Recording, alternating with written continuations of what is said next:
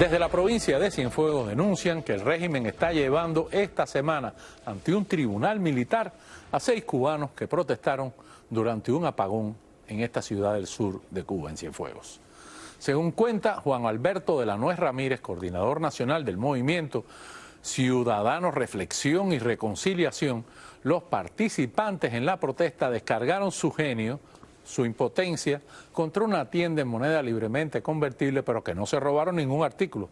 Simplemente lo que hicieron fue romper los artículos y también una gran valla de más de 6 metros que decía "Bienvenidos a Covadonga", con una imagen de Fidel Castro, que fue totalmente destruida. Los acusados fueron identificados como Pedro Caride Santana, Marcos González Castro, José Armando Castañeda Terrer y Dagoberto Escobar Sosa.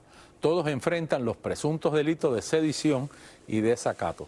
Asimismo, Yanni Betancourt Leiva y Seifi Carmona Méndez fueron llevados a juicio por sedición, desacato y sabotaje.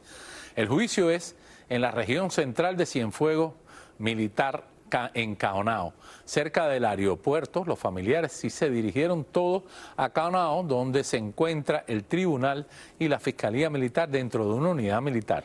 Tras la manifestación hubo detenciones masivas en el poblado. Dice ellos, el primer día las autoridades del régimen detuvieron a más de 60 personas y en los días posteriores siguió la represión en el poblado. El total de detenidos ascendió a casi 200 personas.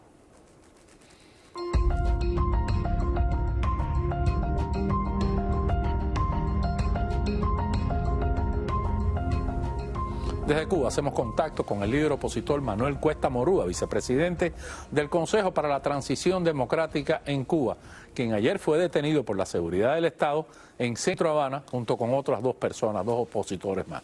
Bienvenido, Manuel, qué bueno tenerte de vuelta por acá y estuvimos muy atentos a tu situación. Cuéntanos qué fue esto. Habías llamado a una conferencia de prensa junto con Madrazo y con esta otra mujer y de repente lo sacaron del vuelo. Así mismo fue. Sí, habíamos organizado una conferencia de prensa para presentar la iniciativa que llamamos Chanti, una iniciativa estratégica y global de lucha contra la violencia en Cuba, ¿sabes? Se extiende. Y hemos venido trabajando durante varios meses con varias organizaciones. Una de ellas también es de Frente, la Mesa de Unidad de Acción Democrática, otras tantas 19 organizaciones para poner en perspectiva esta iniciativa. Y pues ya lo saben, ¿no? Intentamos organizarla. Yo pasé por casa de María Mercedes Benítez, otra activista. Nos dirigíamos a casa de Juan Antonio Madrazo, del Comité Ciudadano de Integración Racial, y nos abdujeron. Simplemente nos detuvieron y estuvimos casi todo el día en estos trajines con la policía política y la Policía también Nacional Revolucionaria. Pero bueno, pudimos dar a conocer la noticia y ya seguimos trabajando en esa dirección. ¿A qué hora te soltaron? Me soltaron, primero fue una cosa tremenda que demostró un poco la presión que ellos están sintiendo con cualquier acción ciudadana y cívica, ¿no? Primero me condujeron a la mar. Parece que ellos no tenían, en mi caso, la intención de detenerme en una estación, sino de retenerme en mi casa, simplemente para que no saliera. Me llevaron a mi casa en Alamar, me pusieron una posta policial para que no me moviera, pero por una razón X, yo no entré a mi casa. Y me detienen entonces y me llevan para la estación de Cojima. Todo el tiempo que estuve detenido entre una cosa y otra fue alrededor de 6 horas, desde las 9 de la mañana hasta casi las 5 de la tarde. ¿En algún momento te interrogaron, te acusaron de algo, te hicieron llenar algún formulario?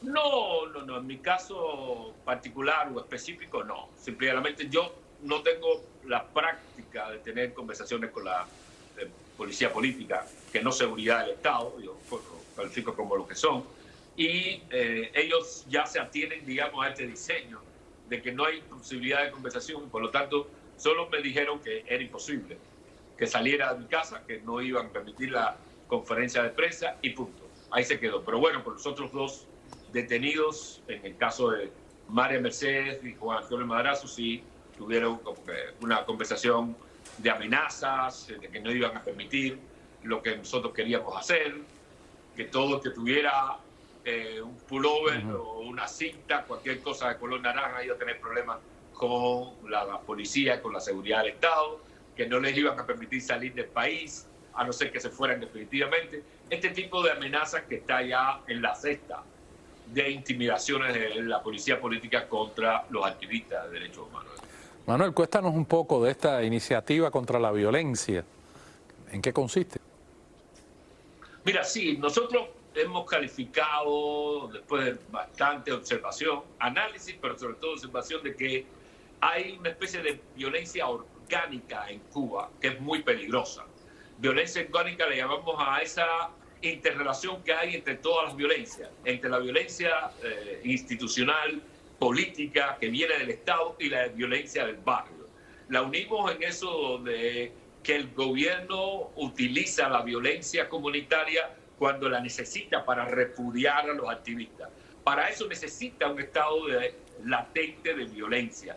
Y eso es lo que genera esa violencia orgánica, que hoy está desatada y se demuestra en la cantidad de feminicidios que hay hasta hoy, mes 6 del año, ya hay tantos feminicidios como hubo el año pasado. 34 precisamente. 34 feminicidios. Pero que se refleja también en la violencia en los barrios, en los robos y asaltos. Terrible también. En violencia casi mafiosa, porque hay gente armada que anda ajustando cuentas. Sí, la violencia está desatada. Usted ponía el ejemplo de estos padres de un sacerdote en Santiago de Cuba, que simplemente fueron violentados para robarle. Esto genera y necesita una acción que nosotros llamamos de lucha orgánica contra la violencia. Le pusimos el nombre Shanti, que es un nombre que proviene de la India, que es una especie, para decirlo breve, de paz activa y alegre, que nos está diciendo que para tener paz necesitamos luchar contra la violencia ambiente, contra la violencia institucional, la violencia comunitaria y la violencia política.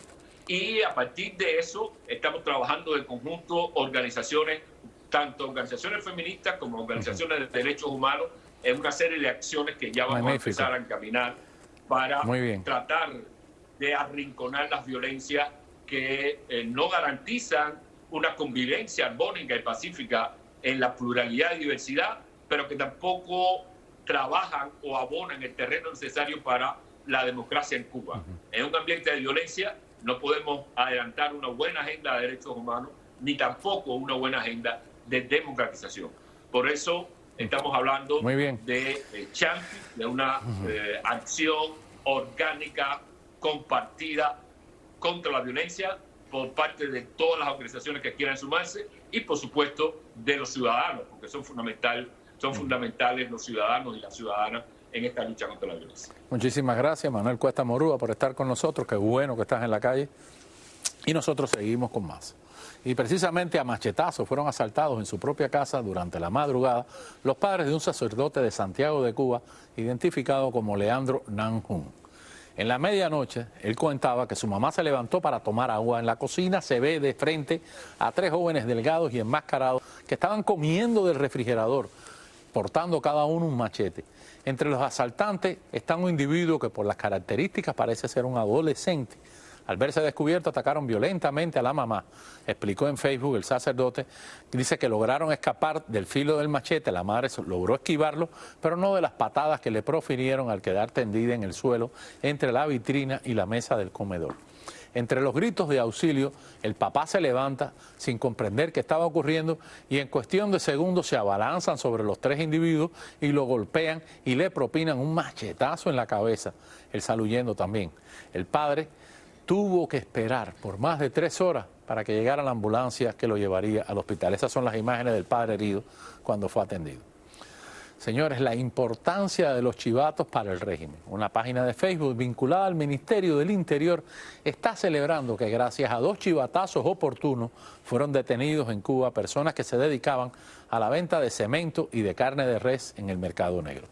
Todo ocurrió en el poblado de Placetas, en el centro de la isla, y a los chivatos los identificaron por supuesto, como la vigilancia revolucionaria. En el caso de la carne de res, la casa fue identificada como sitio de receptación y el aviso a la policía sorprendió al dueño de la casa, que intentó deshacerse del alimento por una ventana. El sitio publica la carne de res tirada en un pasillo entre casas. Los chivatos vieron cuando descargaban un saco de carne en pleno día y enseguida llamaron a la policía, que ocupó 133 libras de carne. También por un chivatazo descubrieron un tractor que transportaba 100 sacos de cemento por la carretera central con destino a Cabaiguán y detuvieron a las 2 personas a bordo. Pero señores, está ese viejo adagio romano: Roma paga a los traidores pero los desprecia.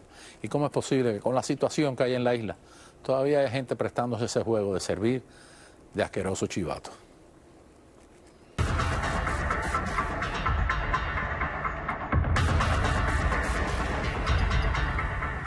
Venimos del lado de acá del charco. Aquí en Hialeah las autoridades están pidiendo ayuda de la comunidad para encontrar al joven cubano Pablo Caballero Aquino, quien apuñaló a su expareja y a otras 2 personas y luego se dio a la fuga. Lo que empezó como una discusión entre una pareja que se había separado, rápidamente se tornó violenta cuando el hombre sacó un cuchillo, apuñaló a su exmujer, al hermano de ella y a otro miembro de la familia. La policía de Miami-Dade respondió a la llamada de emergencia en la residencia ubicada en la avenida 62 y la 113 Terrace del noroeste del condado. Al llegar a la casa encontraron a la mujer, a su hermano y a su cuñado apuñalados. Este último fue atendido en el lugar. El hermano tuvo que ser trasladado al hospital de Hialeah y la mujer, de nombre Yaima, fue transportada al Jackson Memorial, donde se encuentra en cuidados intensivos y entubada, dice el familiar. Se le pide a quien tenga información sobre el paradero del implicado que se comunique con la línea de alto al crimen al 305-471-8477. Y en Miami también, un cubano chofer de Lyft, identificado como Reinier, escapó por los pelos de ser alcanzado por las balas que dispararon contra su auto en un ataque perpetrado contra los pasajeros que iban con él. Reinier, de 27 años, afirmó que sufrió algunas heridas en la cabeza por las ventanas rotas, por los vidrios, y recordó cómo el hijo de una de las víctimas, que resultó ileso, no paraba de gritar. Las autoridades que investigan el homicidio identificaron a la víctima mortal, murió en el tiroteo, como José Luis Luchó, y varios de los vecinos indicaron que la novia, Antoinette Gabriel, se debate entre la vida y la muerte en el hospital Jackson Memorial. El conductor también indicó que aún no puede creer cómo ninguna de las balas lo hirió, porque varios de los disparos estaban dirigidos a su cabeza. El tiroteo se reportó esta madrugada en el sector de la calle 20 y la avenida Lincoln, frente al apartamento donde vivía la pareja junto con el menor. Algunos vecinos de las víctimas señalaron que el crimen ocurrió después de que estos salieran del cine. El chofer es padre de un niño de 2 años y señaló que ahora se quedó sin el único sustento de su familia porque desconoce cuándo las autoridades le devolverán el carro con el que también trabajaba para Uber. Pero hombre, ¿estás vivo?